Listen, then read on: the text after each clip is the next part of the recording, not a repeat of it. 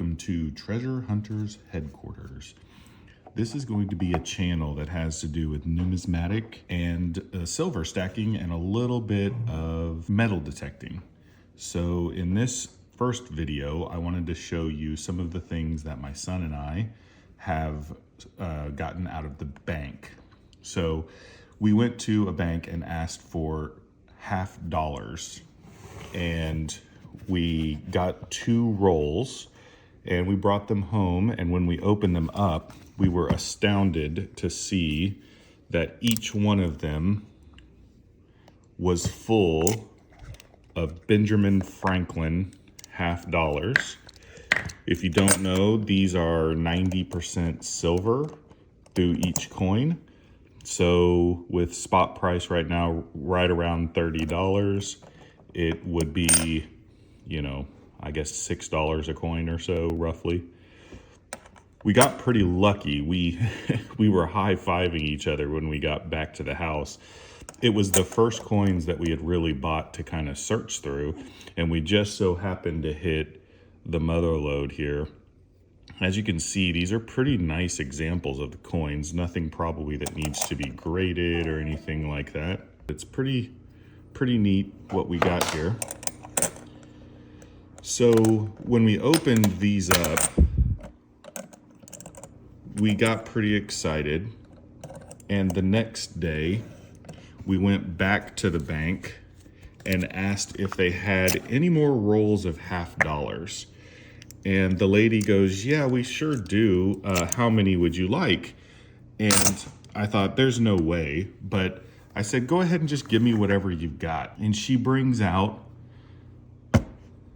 1, 2, 3, 4, and a 5th roll. So all of these right here, there were 2 more rolls, I'm sure you can see them through the caps, of Benjamins, and then 3 rolls of these Kennedy $50.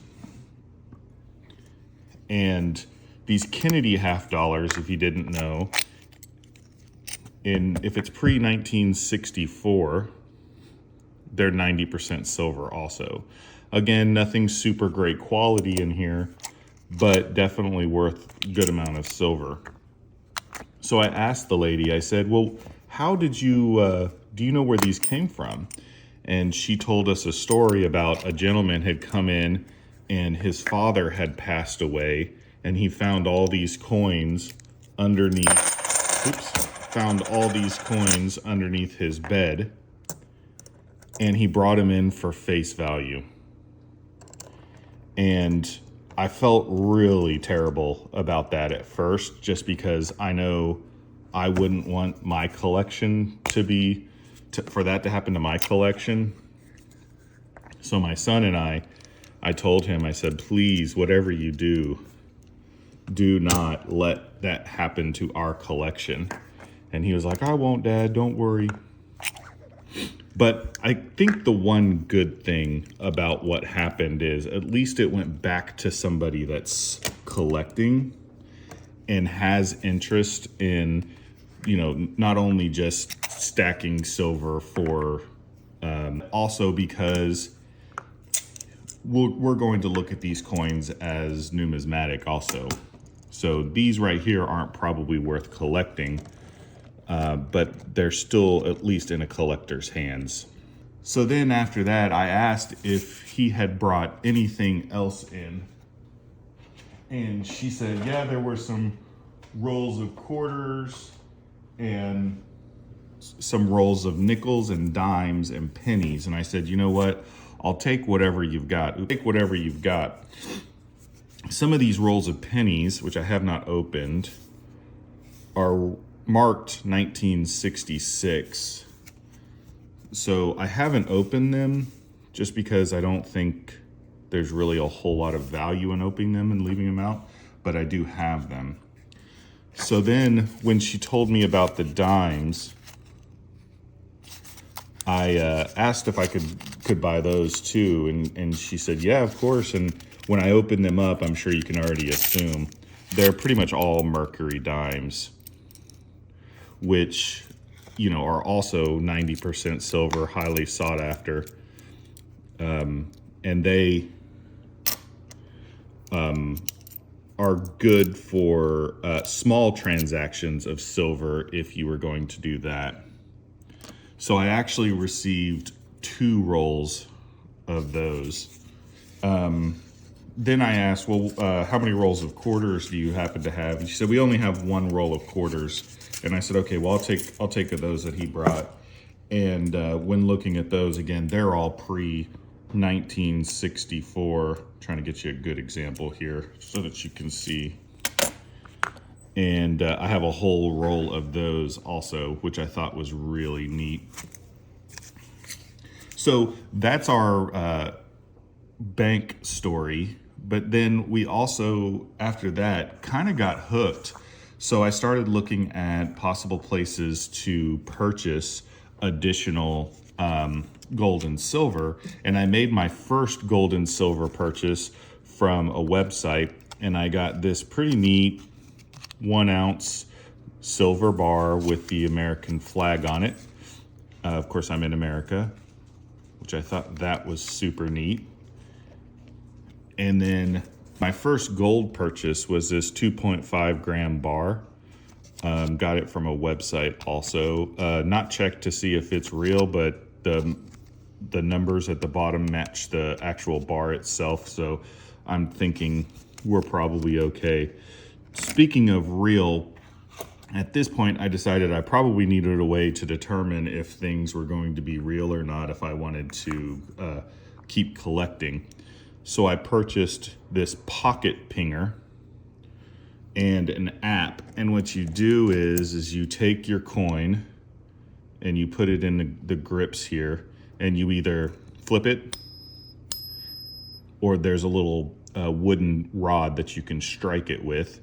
And the tone that the coin gives off is picked up by an app on your phone, and it will give you a pretty good indication on whether or not it's real or not.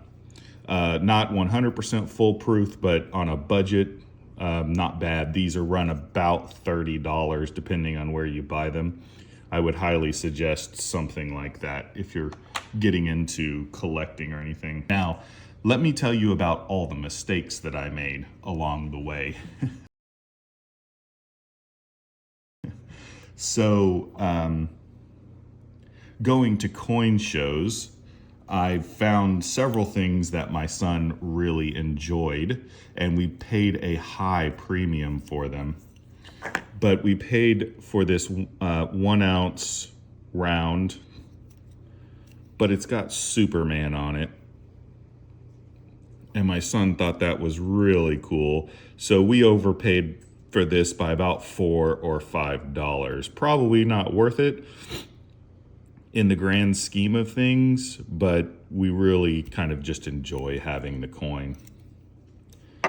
Another mistake I made on my collecting and stacking experience, I purchased a couple of these Morgan dollars before I knew much about them. And again, I didn't realize at the time that they were highly collectible and that some dates were way better than others. So I purchased 4 of these. They are all extremely common dates. You can see this one right here is what they would call cull, which means it does not have very many details to it. It's not worth much more than just the silver that it's in. I think all 4 of these are 1921 Philadelphias. There might be one that's not, I can't remember, but it's still a common date. And then I picked up this 5th one again before I knew much about them. But they're all common dates, not really worth much more than silver's price, and I paid over for them. I also then had a friend at work, and he was part of our 401k group, and when he participated in that, at the end of it, they gave him a 5 ounce silver bar, and he's had it, I don't know, for a year or 2. You can see kind of the the wear on the plastic here. And he wanted nothing to do for it. So I got this from him at Spot, which I thought was pretty cool at the time. Now with price of silver being under $30, I overpaid a little bit on this too, but of course silver will go up and down over time. But I thought it was just a neat bar. It's pretty heavy, obviously being 5 troy ounces, and just went into the stack. Then last but not least, I went and looked at just regular silver rounds and found some on a website for a pretty good price. Opening them up here. I'm trying not to touch them too much because I don't have any gloves on. But I did find just some normal Buffalo rounds. And just some normal Buffalo rounds, and I got, I don't know, not a full tube of those, but so probably 16 or 17. Then at the end of the year, I had a little bit of money left over, and I'll tell you another kind of mistake I made was buying really small fractional gold because the premiums on it are so expensive. But I got this really neat 1/10 ounce Queen Elizabeth maple leaf. I don't know if you can see that. I think the maple leaf coin is just so pretty. Don't live near Canada, but really enjoy some of their coins that they have. And then I also purchased this 1/10 ounce Britannia, I think is how you say it. Again, nice little coin. And it has King Charles on the back. So I believe that means this is a 2024. Yeah, 20. And that's pretty much what I've got so far in 2024. Oh, nope, one more. Forgot about this. I'm also a member at Costco. How could I forget about this? And this is not a bad purchase, but at Costco, they sell 1 ounce gold coins that you can buy. Again, a Canadian maple leaf, really enjoy that. You can see the little maple leaf there. That's to help with counterfeits. And with Costco, if you have a Costco membership, you can get gold sometimes pretty close to spot or under spot, depending on prices, with your 4% back from your credit card.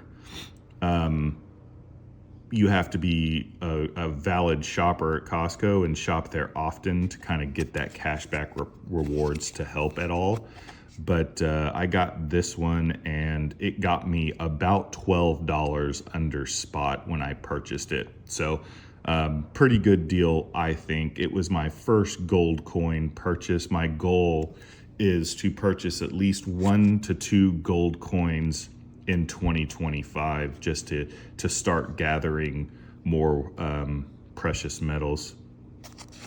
So that's all that pretty much went into my stack. I'm gonna do a separate video where I talk about all my numismatic stuff that I also got. I've got an entire red flip box over here. I've got some coins that we got from my mother-in-law, and then some proof sets and things like that that I purchased from the US Mint. So more to come on that. Hopefully you'll stick around and watch a little bit further on the channel. I'm hoping to bring videos maybe a couple times a month. My son and I are gonna also do some metal detecting when the weather gets nice. We bought him a metal detector for Christmas. By the way, I'm filming this on December 31st, 2024. So this is all that I've collected for the entire year of 2024 for silver and gold stacking. And then my next video will talk more about the numismatic things that I purchased. So please stick around, like, subscribe, and we'll go through some more things that I've got. Cash in the bag, stadium packed. Born a rock star in this life, gone live it up on the attack. Baby, I'm bad. I just wanna get caught up in this life. I'm crazy, I'm mad. Doing no cap. Only God cash in the bag, stadium packed.